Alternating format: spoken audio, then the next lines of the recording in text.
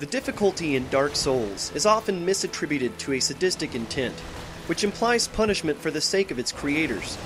But it's not meant to be impossibly hard, nor is Dark Souls purely for some masochistic niche of gamers, hell-bent on seeing their own destruction many times over before reaching the conclusion. While Dark Souls does embody characteristics of these principles, the difficulty is implemented with a calculated intent, emphasizing deeper themes and ideas that would be shallow and meaningless in its absence. This is a look back at Dark Souls.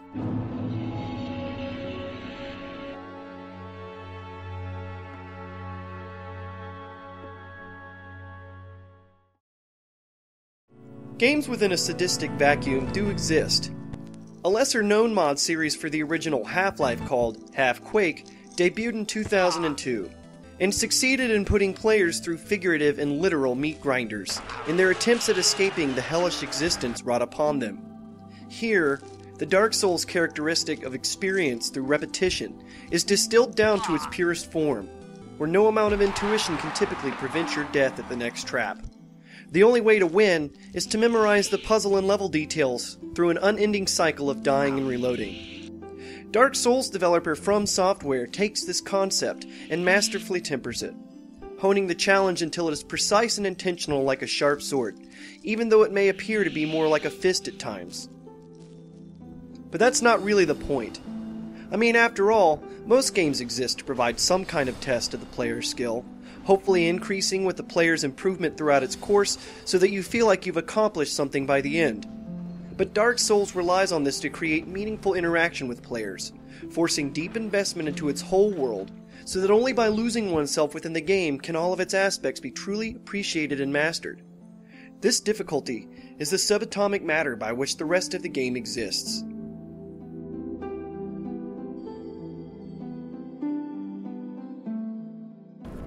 At its surface, Dark Souls appears to be a game about brutal combat, terrifying bosses, and hateful environments, all of which seem to exist for the sole objective of completely destroying you.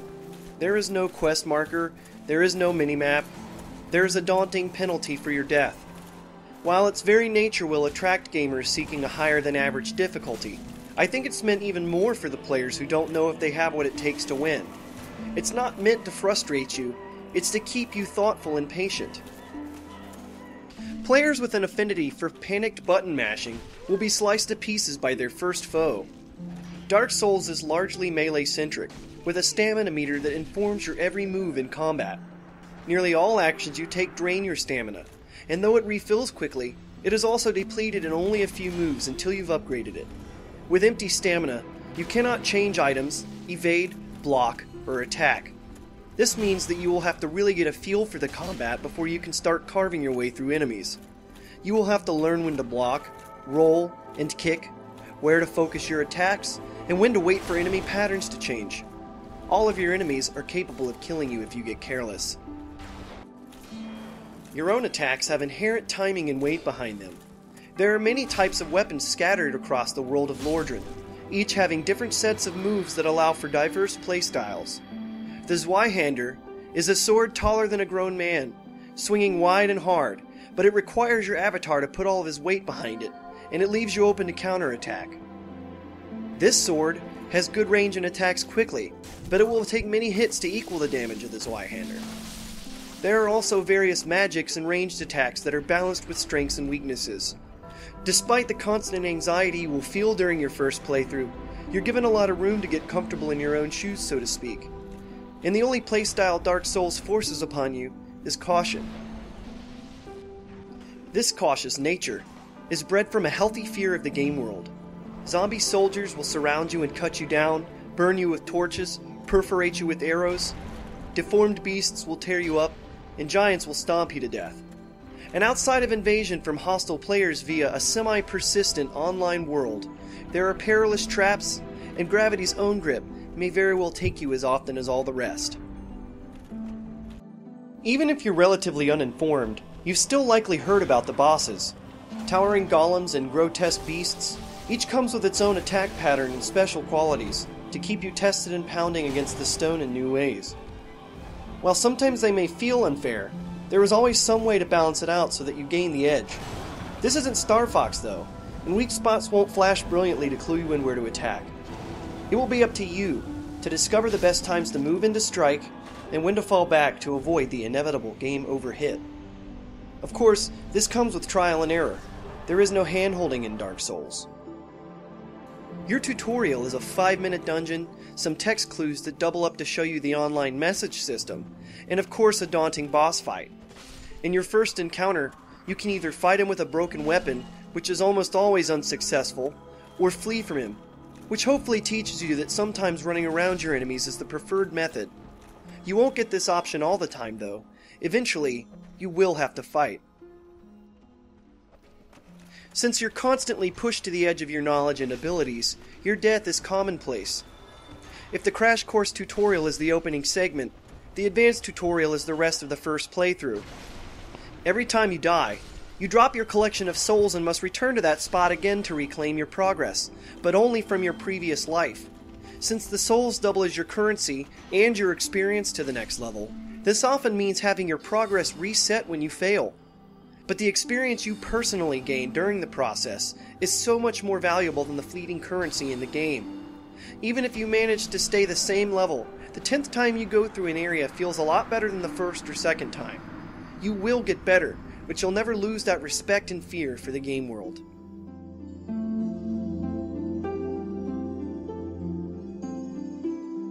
Thrown into an open world with multiple paths to take, mysterious characters, and only a cryptic sense of your immediate goals, Dark Souls is all about learning how to learn a video game. As games come to have an ever-present reliance on goal markers, quest logs, NPCs that lead you around, and commanding radios that bark orders, we as a gaming collective have largely lost our ability to figure anything out on our own anymore. The point of Dark Souls isn't to throw your own softness back in your face. It demands your investment because there is a lot more to show you than just how to play, but that is where it starts. You will have many decisions to make. Faced with forks in the road immediately after the tutorial, Dark Souls will force you to start forging an intuition that will help you keep pushing through the game. The locals seem reluctant to bet on your chances at success, but talking to them will at least give you some clues about what to do. The rest is going to take honest decision making, an assessment against the unknown, and some critical thinking. Bit by bit from corpses. Or you can butter up a cleric and get yourself summoned. Since there is no tour guide anywhere in Lordran, you must be the pathfinder. Locked doors and outclassing enemies will steer you at times, but there are often choices to make on where to go next. This invites you to play non-linearly, since most objectives can be achieved in any order. There is even a master key you can start with to open most doors in the game right away. The world is unexpectedly interconnected, taking a page out of the Metroid book so that it feels seamless and real all at once. Discovering a shortcut that joins a distant area together with a known safer one is a unique experience. The right way forward is often obscured or not obvious, requiring you to turn a keen eye to your environment to find your next path. Secrets in new areas will be found behind waterfalls, across pits of lava, and beyond bottomless canyons with tight passage. Sometimes, other players will leave clues behind in the form of soapstone messages. These can flag the existence of hidden paths or ambushes ahead, amongst other things, but they are formed by a non-specific list of phrases you combine together, so that while informative, they also remain nondescript and retain the element of the unknown. Some of these messages are untrustworthy, and might encourage you to drop into a bottomless pit with the allure of treasure, or try to convince you to strike down an important NPC. While you might think this seems like an invitation for excessive griefing, it goes a long way in making the game feel hostile and cohesive, and players can give a thumbs up or down to help other passers-by gauge the helpfulness of a message. In treading new ground, you will be forced to put your stick skills to the test, and accept that traversing the world of Lordran is just as difficult as fighting its denizens. Not only are the paths crooked, deceiving, and dangerous, but entire areas can possess harmful qualities, such as a poisonous swamp that will afflict players who don't bring the right herbal remedies along. The swamp itself can only be trudged through at an arresting pace, unless you find the proper ring in a less than obvious place. It can still be beaten, but between taking constant damage from the poison and swarms of enemies tougher than you've likely faced before, your chances aren't very good. Traveling to new places feels curious and fretful, and you'll relish the quiet moments when you can sit down and plan how to go forward next.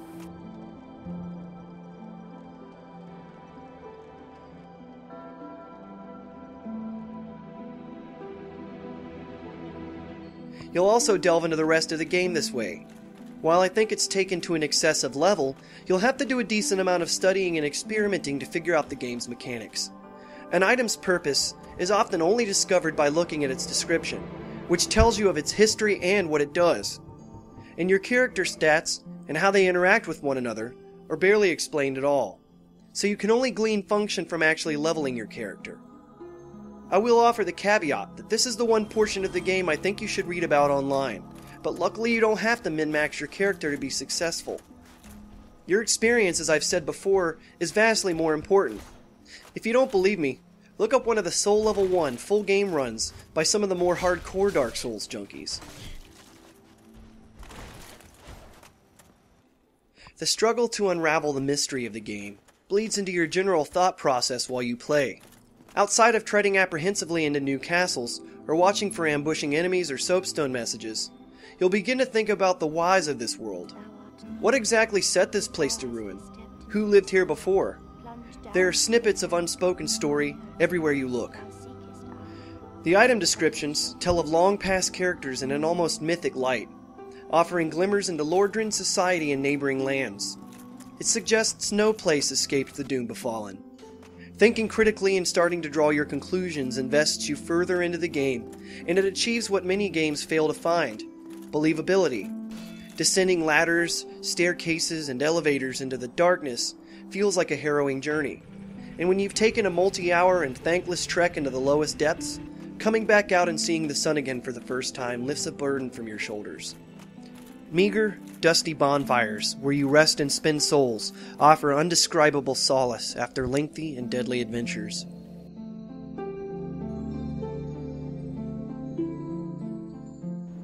You will still continue to fail, and in spite of your own ability to persevere, you will sometimes feel like putting the sticks down for good.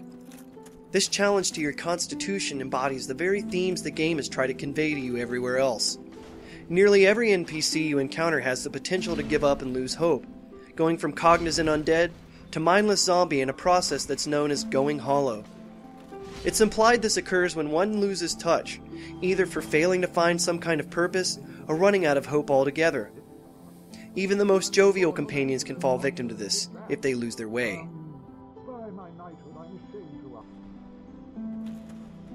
Everywhere around you is a message of hopelessness and despair. You will learn of the gods who came before you, trying in vain to stave off the end of their world, which still drifts inevitably towards an age of darkness. Your surroundings feel both purgatorial and an imminent demise, the very laws of nature slipping away. Off in the distance, you'll spot new and familiar locations, but they always seem faded and you wonder how real they even are, like something ethereal bleeding in from another plane of existence.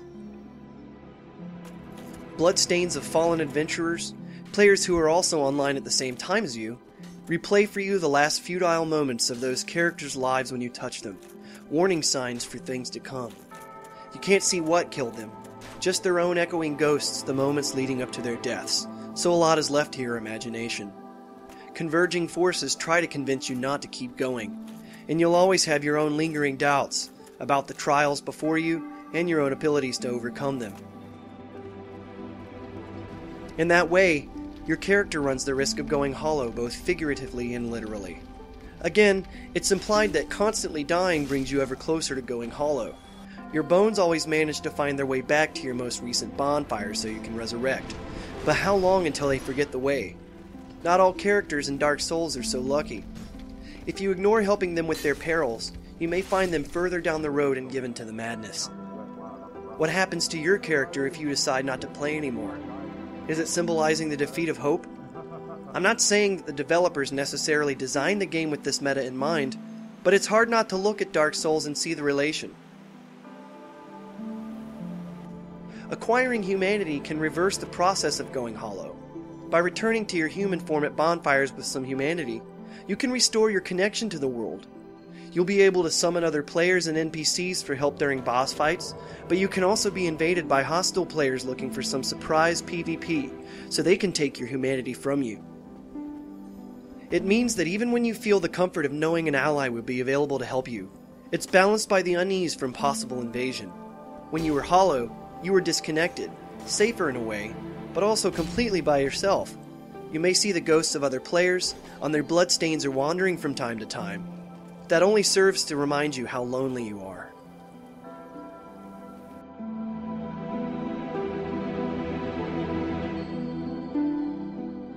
The world of Dark Souls presses against you at all times. Though you are bestowed with a seemingly noble goal, you'll glean hints that your quest might not even have world-saving results. If so, then what's the point? Since it only seems a matter of time before the end of everything, why bother at all? When picking up the sticks for the first time and looking up at the mountainous learning curve, you'll have similar thoughts. But doesn't life beg this question to us frequently? Dark Souls isn't about being entertained and goofing off for 60 hours. It's about having a very emotional and personal journey. It's about doing something for yourself. Most of the friendly NPCs you encounter are self-absorbed in their own ideas of adventure. The lofty expectations set upon them are arbitrary and self-assigned. This is more Safari than Epic Journey to them. But they're at least doing something. This, dejected fellow in the Firelink Shrine, never amounts to much. Your future manifests should you choose to give up. The adventure, then, becomes what you ascribe to it. There is no storyteller to explain the significance of events to you. Events feel significant on a personal level. Realizing you've upgraded your axe enough to take you into an area previously too dangerous, navigating a deadly zone, or finally beating a frustrating boss, all resonate with you on deep levels that most games don't even come close to achieving. Games often separate you, the player, from you, the main character, drawing a schism between you and the events that happen. You'll be pulled out of the action so the supporting cast can explain things to you. Even with the proliferation of scripted events that play out in real time, developers still constantly miss the mark and cleave their products into AAA title the game and AAA title the movie, and never find a point in the middle where you are truly engaged. From Software understands that gaming is a unique medium that can offer connections that aren't achievable with non-interactive media. I mentioned in my Max Payne 3 review that there is a disconnect between the player and the character you play as. In cutscenes, he behaves differently than the player does. I can't tell if I'm supposed to be playing as Max Payne the idiot, Max the badass, or Max the courageous. In Dark Souls, your character is who you make her out to be. The bravery you project onto your character doesn't just come from your imagination. It's created by the game pitting you against the ruthless unknown. It's said that you cannot have courage without fear. There is no cutscene that tries to illustrate this theme for you. It's the game itself that allows for its emergence. In being unforgivingly difficult, Dark Souls creates the believable fear necessary for you to feel believably heroic. Like a well-written novel, you as the player character will have your own unique character arc, growing and changing throughout the course of the game. As you accept the idea of dying and losing everything, set foot into unexplored depths, and get comfortable with your developing playstyle, the journey takes on a special feeling, and it's achieved without the use of cinema-style cutscenes and narrative dumps. It all comes from playing the game itself. Despite the tragedy of Dark Souls' crumbling world, there is some redemption to be found. Maybe it won't be the gods who bequeath this to you, but it is there for you to take for your own sake. I find this phenomena rare in gaming these days. Rarely do games take the act of playing and work them to embody themes and metaphysical ideas. We should occasionally look back on our pre-existing notions of particular games and see if they are ill-conceived. Dark Souls is a rare gem that deserves a second chance. Sometimes you can't really know what you're made of until you try something you're unsure of. It's not all about the difficulty, but the opportunities for discovery and reflection wouldn't be possible without it. Thanks for watching Defending the Finer Points. Sick Day Gamer will return in the next video.